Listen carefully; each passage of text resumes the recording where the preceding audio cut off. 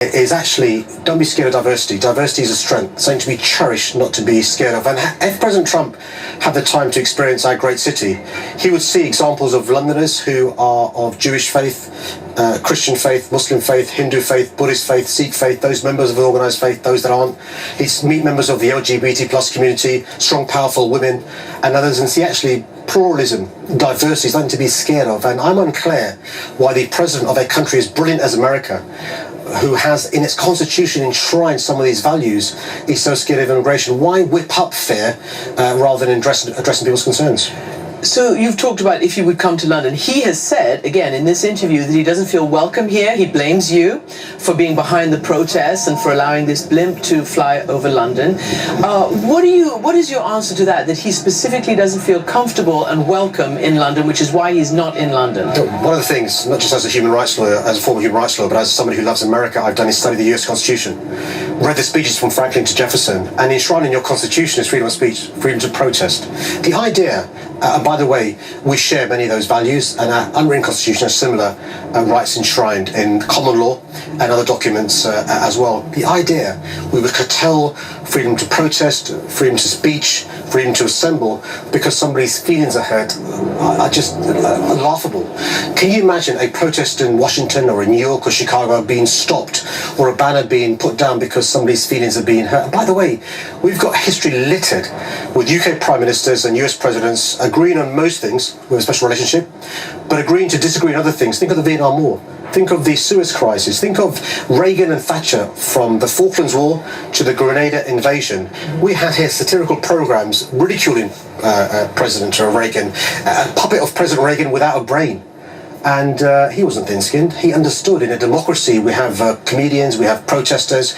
When President Bush came in 2003, there were thousands and thousands in the streets because of the Iraq war protested against. Well, quite. And so it's unclear why this president is so worried about the rights we have in our respective countries and why he want to throw them in the bin or suspend them during his visit. And by the way, today we have people protesting against President Trump, but tomorrow in London we've got the extreme far right and pro-Trump protesters protesting. We're not banning those. I may disagree with them, but one of the great things living in a democracy is as long as you're peaceful and it's safe, you can protest. You know, you mentioned that, and Steve Bannon, the sort of mastermind behind the Trump election, is in town meeting with those like-minded nationalists. You just call them extreme far right, but those people, and you haven't hindered that, and what do you think of that? No, that's one of the things about living in a democracy. They should have the rights to protest and express their views. That's what pluralism is all about.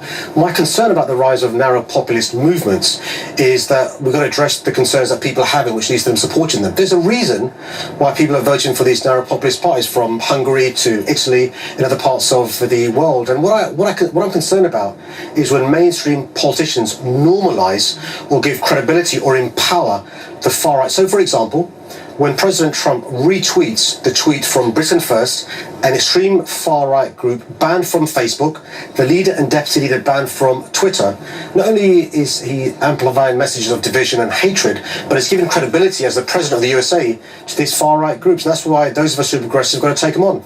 Now, Theresa May, the Prime Minister, is obviously not from your party. You're in the opposition Labour Party. Nonetheless, what do you think of a president, and you've just talked about the special relationship, and the headline of the Sun tabloid newspaper saying Theresa May has wrecked Brexit, no US deal? So let me tell you the irony of people are lecturing me about the art of diplomacy, particularly President Trump and his supporters, about it's not diplomatic to have protests when the president comes to London. Well, I'd argue with respect, it's not diplomatic when you're about to enter a country to do an interview which criticises the Prime Minister and the strategy that she's embarking on, whether you agree or disagree with that strategy. And by the way, many Republican politicians criticised President Obama when 2 years ago he made the point, I think the valid point, that if you leave the European Union, don't be surprised because you're going to go from a market of 600 million to a market of 600 million, where you go towards the back of the queue in relation to trade deals with the USA. By the way, those same people are now jumping on Trump and supporting Trump and saying, because Trump's made the same point that President Trump has said. President Trump has said that if the Prime Minister embarks upon her Brexit strategy, we will go to the back of the queue in relation to the trade that the US does with us and with the European Union. The EU will be in front of us, and I think what's sauce for the goose is sauce for the gander. He seems to be taking talking points from your predecessor as Mayor of London, Boris Johnson, the foreign minister who's resigned after having essentially, I don't know, backstabbed the Prime Minister. Well, it's not for me to comment on what goes on in Boris Johnson's head. What people here are joking about this morning is President Trump is signing up to be the campaign manager for Boris Johnson for Prime Minister. I mean, it's not for me to comment on that. I'm quite clear in relation to Boris Johnson's legacy, both as the Mayor of London. He left behind a massive mess, which we're still cleaning up 2 years later, but also as Foreign Secretary for the last 2 years. Nobody who studied our Foreign Secretary would say he's demonstrated diplomatic skills or the importance of getting on with allies, but also making good relationships with those we need to do business with. And I think many people, not just in the diplomatic corps, not just in the government, but also around the country, are breathing a sigh of relief that we appear to have a sensible politician now in that job, which is important. And finally, I just want to quote from what you've written in the Evening Standard, the daily newspaper here, ahead of President Trump's visit. The very specialness of our relationship means that we expect the highest standards from each other. And it also means speaking out when we think one side is not living up to the values that we hold dear. Do you feel that you're one of the few public officials who actually does speak up for those values? I mean, NATO leaders have been berated, G7 allies have been berated. None of them really speak out. Look, I'm quite clear. Look, I love America. I love Americans, as do many Londoners and many people in my country.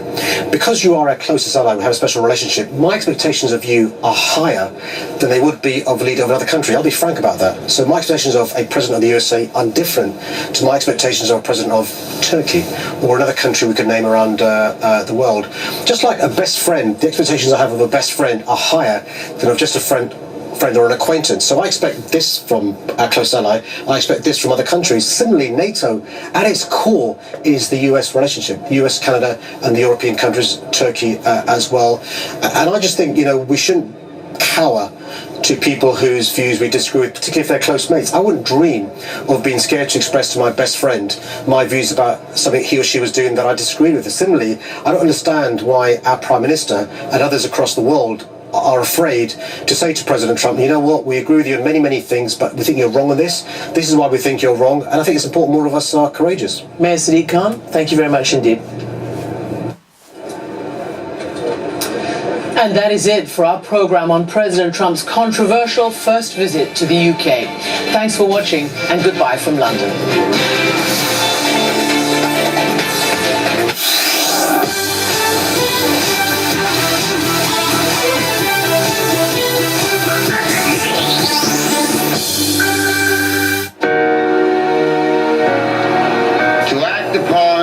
One's convictions while others wait, to create a positive force in a world where cynics abound, to provide information to people when it wasn't available before, to offer those who want it a choice, for the people who thirst for understanding and a better life,